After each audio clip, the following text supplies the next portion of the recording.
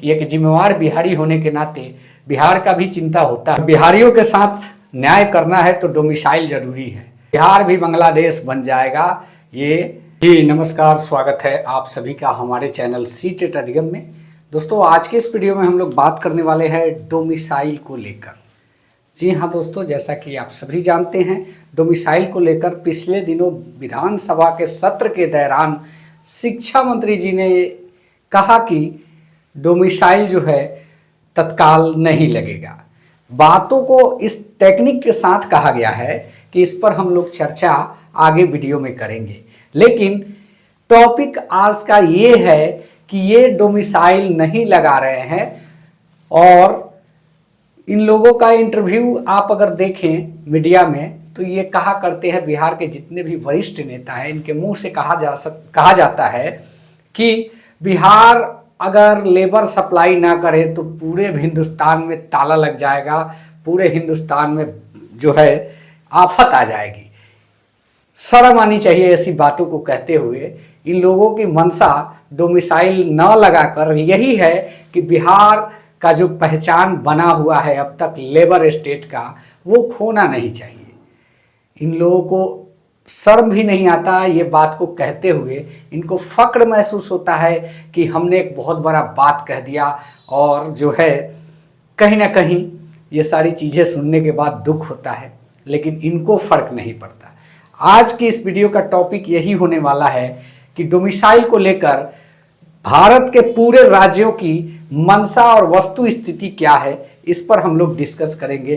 Punjab, MP, Haryana, Uttarakhand, Sikkim, waste Bengal, Telangana, Orissa, Goa, Mizoram, Tripura, Manipur, Karnataka, Andhra Pradesh, लगभग भारत के उत्तर से लेकर पश्चिम तक और पूरब से लेकर दक्षिण तक, यानी कि पूरब, पश्चिम, उत्तर, दक्षिण, जिस प्रकार से आप सेट कर ले, भारत के चारों भागों में, यानी कि पूरे भारत में जो है सभी भागों में डोमिसाइल को लेकर सरकारी नौकरी में क्या स्थिति है, वहाँ की राज्य सरकार की, इस पर हम लोग चर्चा करेंगे।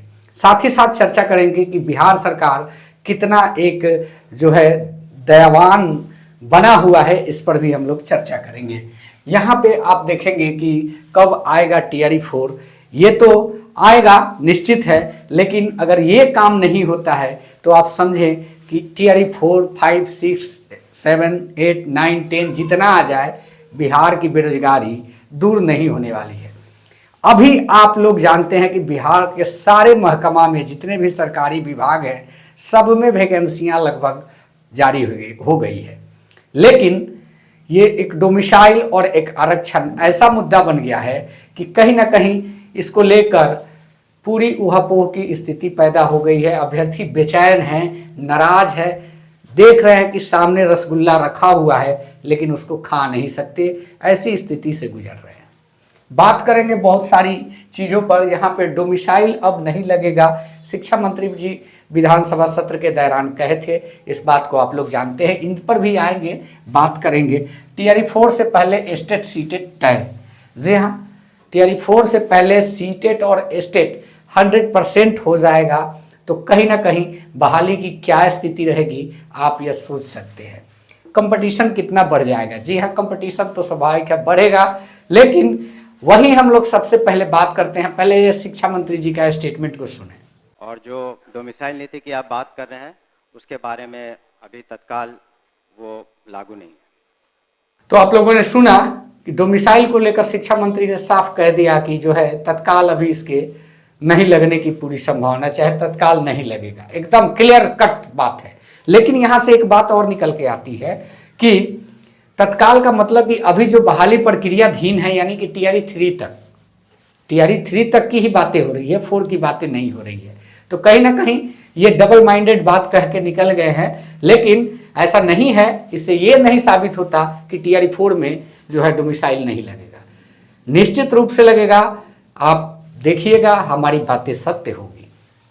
आते हैं MP में, देखिए क्या है। MP में जो स्थिति है, आयु सीमा के आधार पर लिया जाता है, यानी कि अदर स्टेट के लोगों को 18 से 25 साल का उम्र है तो ही आप आवेदन कर सकते हैं।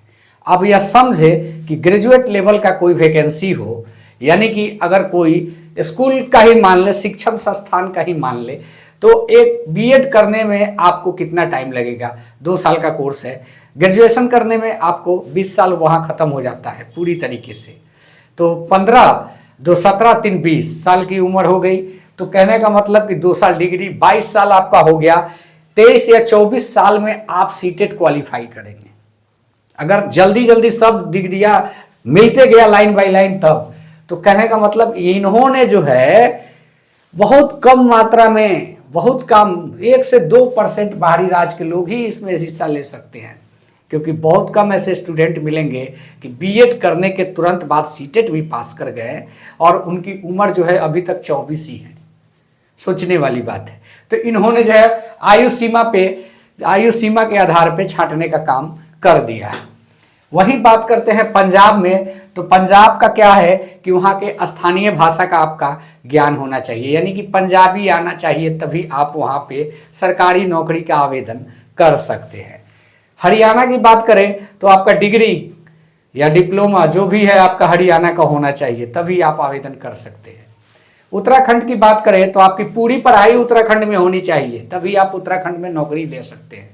यानी कि क्लास 1 से लेकर आपका ग्रेजुएट लेवल तक का पढ़ाई जो है आपका उत्तराखंड में होना चाहिए, तब आप ले सकते हैं। सिक्किम, मणिपुर, वेस्ट बंगाल, तेलंगाना, उड़ीसा, गोवा, मिजोरम, त्रिपुरा, मणिपुर, कर्नाटक, आंध्र प्रदेश में जो है भाषा के आधार पर छाट दिया जाता है, यानी कि स्थानीय भाषा का ज्ञान होना चाहिए आपको। अगर आप वेस्ट बंगाल जाएंगे तो बंगाली आना चाहिए, तेलंगाना जाएंगे तो आपको तेलुगु आना चाहिए, उड़ीसा जाएंगे तो उड़िया आना चाहिए। हाँ, और भी जो लोकल स्टेट वहाँ के हैं, वहाँ की लोकल लैंग्वेज की जानकारी आपको होनी चाहिए, तभी आप भाग लेंगे। टोटली कहने का मतलब कि इन्होंने किसी न किसी कंडीशन के हिसाब से बाहरी राज्यों के अभ्यर्थियों को छाट देने का काम किया है, फिल्टर करने का।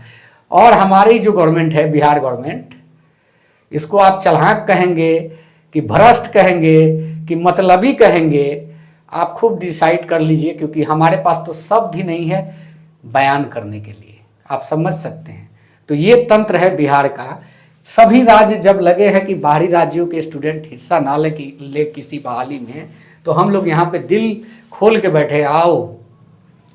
तो क्या ये मंशा किस बात की ओर ले जाती है? तेजस्वी यादव कहे कि हमारे यहाँ से लेबर सप्लाई नहीं हो तो बिहार, पूरे भारत के उद्योग धंधों में ताला लग जाएगा। नीतीश कुमार भी यही बात कहते हैं। कहीं ना कहीं इनकी मंशा एक तरह से देखा जाए तो बिल्कुल मानसिकता गंदी है। बिहारियों का शोषण करने की मानसिकता इन्होंने पाल रखी है। अगर इनकी होती कि हाँ बेरोजगारी बिहार की दूर की जाए, तो कहीं ना कहीं ये डोमिसाइल लगा के बहाली करते, किसी न किसी कंडीशन के हिसाब से जो है बाहरी राज्यों के स्टूडेंट्स को रोकने का प्लानिंग करते। लेकिन इन लोगों के पास ऐसा कोई प्लान नहीं है, क्योंकि भ्रष्ट तंत्र और भ्रष्ट अधिकारी सभी मिले जुले हैं। अगर ऐसा हुआ तो डोमिसाइल तो भूल जाइए, और बिहार की बेरोजगारी चरम सीमा पे भविष्य में दिखने वाली है। जिस प्रकार से स्टूडेंट्स सड़कों पे घूम रहे हैं, तो कहीं ना कहीं बिहार भी अगर वैसा हुआ तो आपको देखने को मिलेगा कि कहीं बिहार बांग्लादेश ना बन जाए। हमको कभी कभी इस बात की भी चिंता लेती है कि एक जिम्मेवार बिहारी होने के नाते बिहार का भी चिंता होता है। तो बिहार और बिहारियों के साथ न्याय करना है तो डोमिसाइल जरूरी है। अगर ऐसा नहीं होता है तो बिहार भी बांग्लादेश बन जाएगा। ये मैं आज ही भविष्यवाणी कर देता हूँ। भगवान न करे ऐसा दिन देखने को पड़े, लेकिन बनते देर नहीं लगेगा। उम्मीद करता हूँ कि यह वीडियो अच्छा लगा होगा। अगर अच्छा लगा हो चैनल को सब्सक्राइब करें। धन्यवाद। जय हिंद। वंदे मातरम।